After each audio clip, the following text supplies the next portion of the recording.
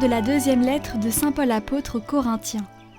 Frères, en tant que coopérateurs de Dieu, nous vous exhortons encore à ne pas laisser sans effet la grâce reçue de lui.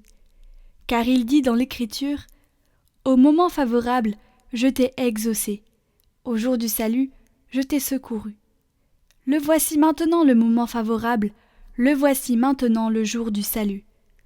Pour que votre ministère ne soit pas exposé à la critique, nous veillons à ne choquer personne en rien.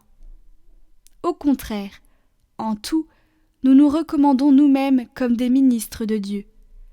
Par beaucoup d'endurance, dans les détresses, les difficultés, les angoisses, les coups, la prison, les émeutes, la fatigue, le manque de sommeil et de nourriture, par la chasteté, la connaissance, la patience et la bonté, la sainteté de l'esprit et la sincérité de l'amour, par une parole de vérité, par une puissance qui vient de Dieu, nous nous présentons avec les armes de la justice pour l'attaque et la défense, dans la gloire et le mépris, dans la mauvaise et la bonne réputation.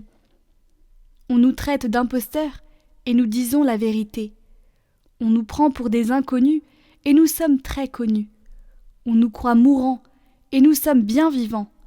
On nous punit et nous ne sommes pas mis à mort. On nous croit tristes et nous sommes toujours joyeux. Pauvres et nous faisons tant de riches.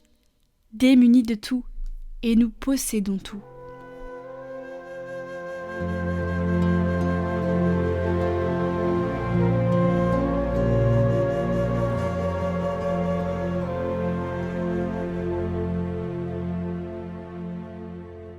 Le Seigneur a fait connaître son salut. Chantez au Seigneur un chant nouveau, car il a fait des merveilles. Par son bras très saint, par sa main puissante, il s'est assuré la victoire. Le Seigneur a fait connaître sa victoire et révélé sa justice aux nations. Il s'est rappelé sa fidélité, son amour, en faveur de la maison d'Israël. La terre tout entière a vu la victoire de notre Dieu. Acclamez le Seigneur, terre entière, sonnez, chantez, jouez.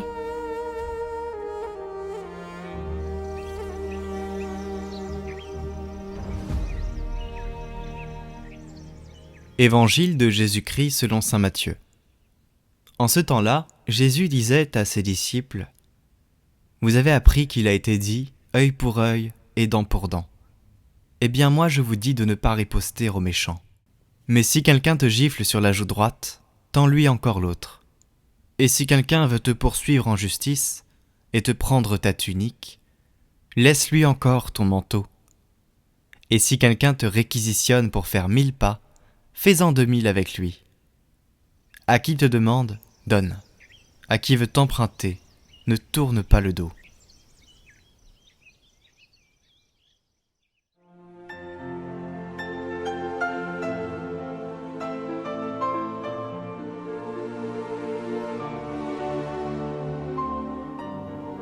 Jésus ne demande pas à ses disciples de subir le mal.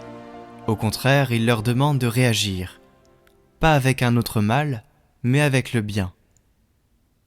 C'est la seule façon de briser la chaîne du mal. Un mal entraîne un autre mal. Un autre entraîne un autre mal. Si cette chaîne du mal est brisée, les choses changent vraiment. Le mal est en effet un vide de bien. Et un vide ne peut être rempli par un autre vide, mais seulement par une plénitude, c'est-à-dire par le bien.